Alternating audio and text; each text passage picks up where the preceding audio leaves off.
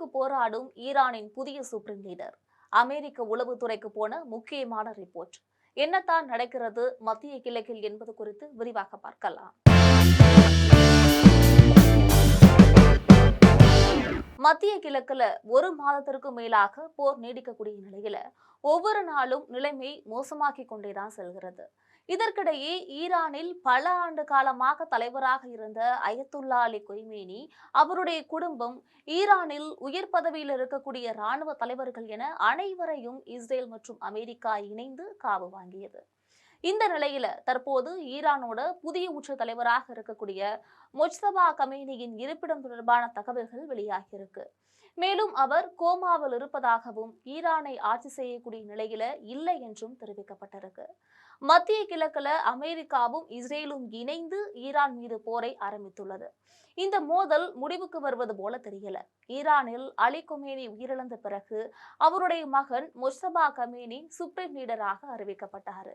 இருப்பினும் ஒரு மாதமாக அவர் எங்கு இருக்கிறார் என்பது குறித்து தெளிவான தகவல்கள் கிடைக்கல.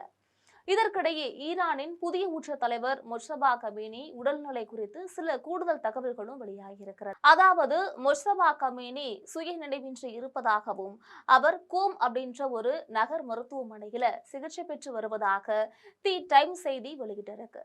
அமெரிக்க இஸ்ரேல் உளவுத்துறையில் வேலை செய்வோர்தான் இந்த தகவல்களை கூறியதாகவுமே டைம்ஸ் குறிப்பிட்டிருக்காங்க. மேலும் உளவுத்துறை வட்டாரங்கள் கூறுகையில முஜ்தபா கமேனி கோமில் தீவிர நிலையில் சிகிச்சை பெற்று வருகிறார். அரசு சார்ந்து எந்த ஒரு முடிவுகளையும் அவர் எடுப்பது இல்லை. முடிவுகளை எடுக்கக்கூடிய நிலையிலும் அவர் இல்லை என தி டைம்ஸ் குறிப்பிட்டுள்ளது.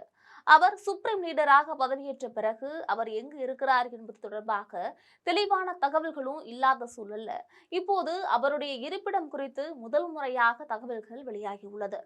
அவர் ஈரான் தலைநகர் தெஹ்ரானுக்கு தெற்கே 87 மைல் தொலைவில் இருக்கக்கூடிய கோம் என்ற நகரில் இருக்கிறாராம்.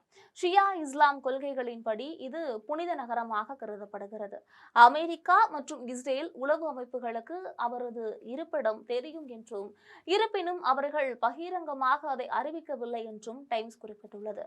முஜ்தபா கமேனி புதிய சுப்ரீம் லீடராக பதவியேற்று ஒரு மாதத்திற்கு மேலாகிறது. இருப்பினும் அவர் இதுவரை பொதுவெளியில் தோன்றவில்லை. இதனால அவருடைய உடல்நிலை குறித்து கேள்விகளும் எழுந்துள்ளன.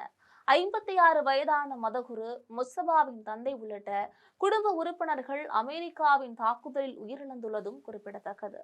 இதுல படுகாயமடைந்த முஜ்தபா கோமாவில் இருக்கிறார் என்றும் அரசை நடத்தவில்லை என்பதுமே உளவுத்துறை தகவலாக வெளியிட்டுள்ளது. இருப்பினும் ஈரான் வேறு விதமாகவே சொல்கிறது. முஜ்தபா காயமடைந்துள்ளது உண்மைதான் என்றாலும் அவரே எல்லா பொறுப்புகளையும் கவனித்து வருவதாக ஈரான் சொல்கிறது. சமீபத்துல தான் கமேனியின் 2 அறிக்கைகள் ஈரானிய அரசு தொலைக்காட்சியில் வாசிக்கப்பட்டன. மேலும் அவர் வார் ரூமிலும் ஆய்வு செய்ததாக கூறப்பட்டது என்பதும் இந்த இடத்தில் குறிப்பிடத்தக்கது.